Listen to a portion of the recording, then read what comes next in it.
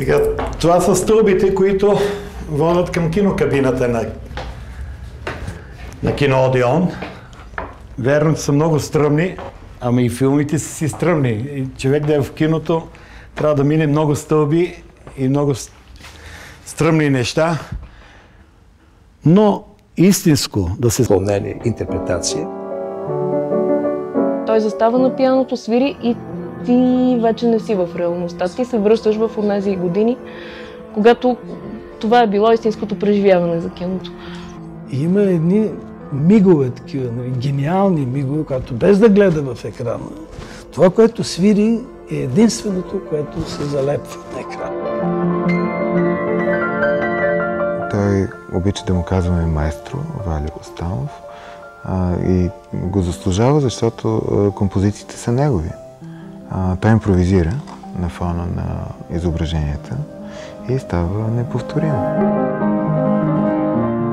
Наистина това е едно много рядко занимание, което малко хора в момента правят в света, защото е трудно да намериш, да преоткриеш, да пресъздадеш музиката, да пресъздаде атмосферата на времето чрез своите композиции.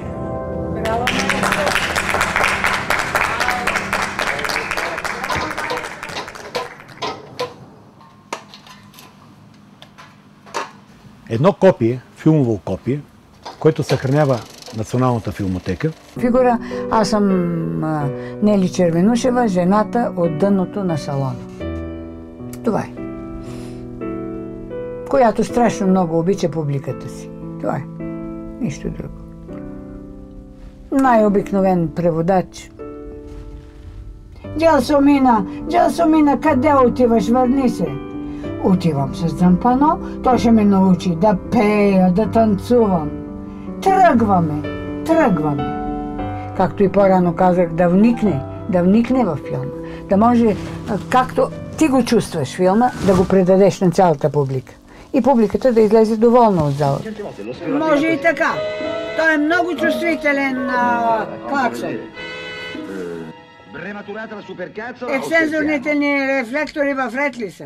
Понякога си позволявах даже и да отворя някой вестник, да погледна нещо. И те ми казваха тук от киното, бе, как ги правиш тези неща? Хем върви гладко, хем поглежда. Това вече е опита.